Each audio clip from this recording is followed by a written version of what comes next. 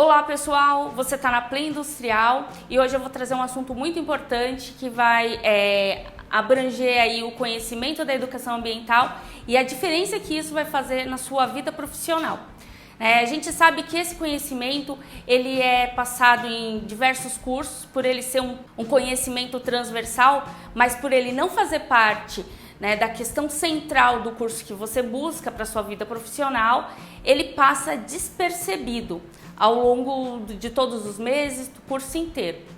O que é interessante, é que agora você tem consciência de que esse conhecimento vai fazer toda a diferença na sua vida profissional. Um profissional preparado, ele é uma pessoa que consegue agregar vários conhecimentos e transmitir isso no seu dia a dia, utilizar isso no seu dia a dia. Para a gente entender um pouco melhor o que é a educação ambiental, a consciência ambiental e conseguir transformar isso tudo no nosso dia a dia, dentro da empresa, da sua empresa, a empresa que você trabalha, é interessante a gente entender o que está acontecendo hoje e por que esse movimento, a história desse movimento ao longo dos anos.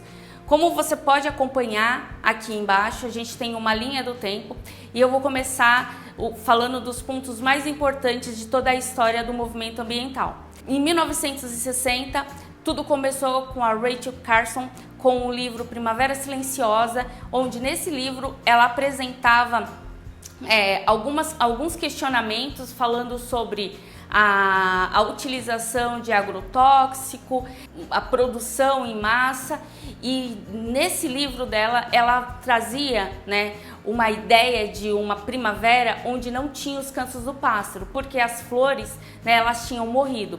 E esse livro ele foi tão chocante naquela época, ele foi tão forte para aquela época, que as pessoas se chocaram e começou então ali um movimento para pensar um pouco melhor nas nossas ações dentro de uma empresa, no nosso dia a dia, para conseguir imprimir isso mais no cuidado ambiental. Depois a gente teve em 68 com o Clube de Roma um movimento de grandes pensadores tentar buscar mais informações a respeito do meio ambiente. E finalmente, em 72, em Estocolmo, foi a conferência que trouxe aí um patamar completamente diferente para todas as questões ambientais. Isso refletiu até na nossa Constituição Federal aqui no Brasil em 88, que a gente tem um artigo que é específico só para a questão ambiental, que é o artigo 225.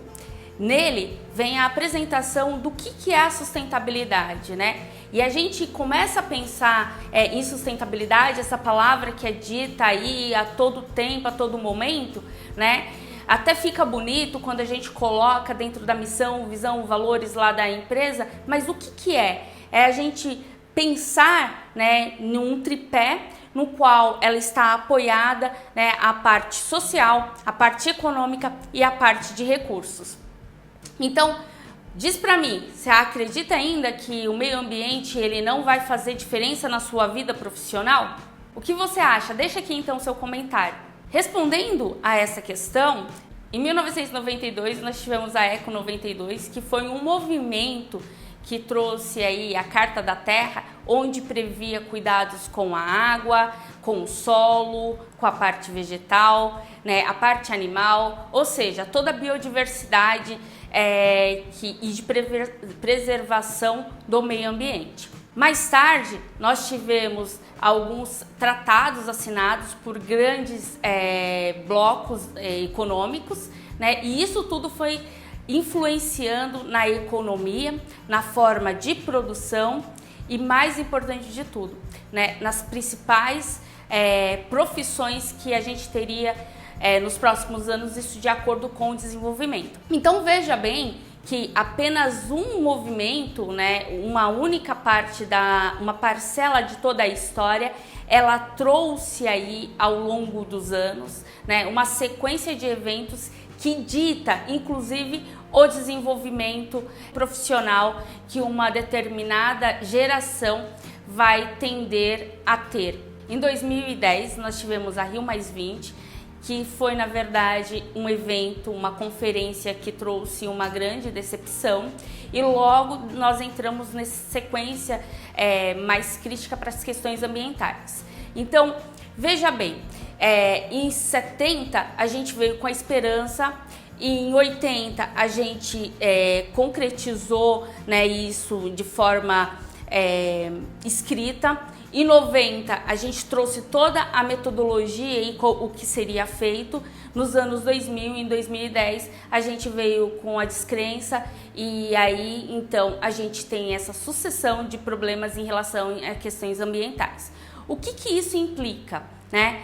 O que isso traz de problemas para as empresas, né? Que era a pergunta que eu tinha feito a vocês no começo. É que, na verdade, esses problemas ambientais, ele interfere diretamente, né, na qualidade de matéria-prima que você vai ter e também nos valores que essa matéria-prima, né, ela chega até a produção.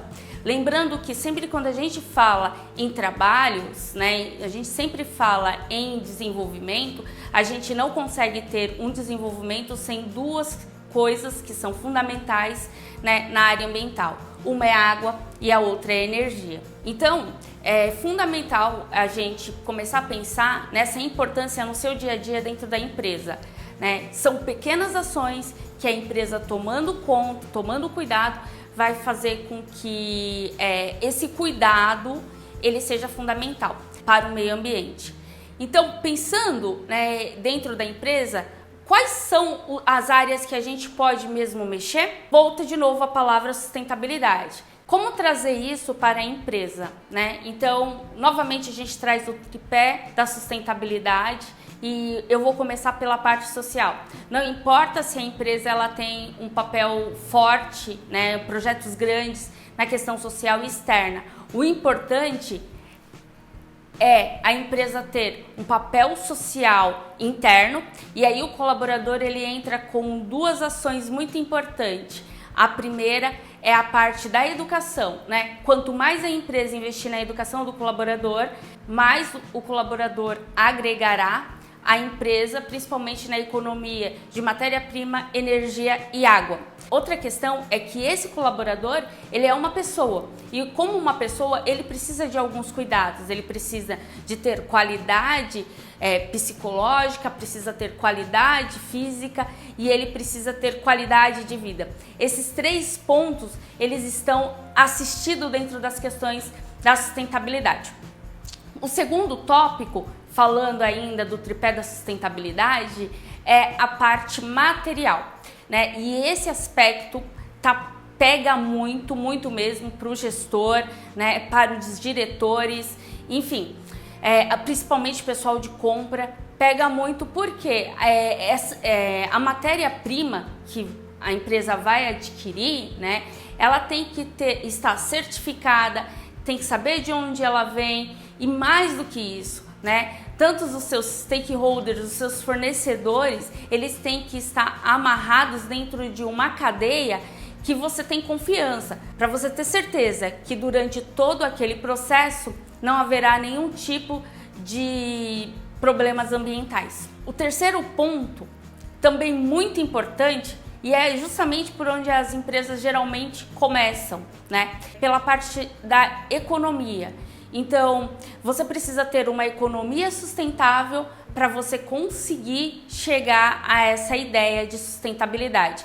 E aí, como que a gente pode fazer essa economia sustentável? Numa contramão, né, a gente vê as pessoas tentando economizar em qualidade, economizar em produtos, enfim. Isso não é de longe, não é de forma alguma o que você vai aprender aqui com a gente na Play Industrial.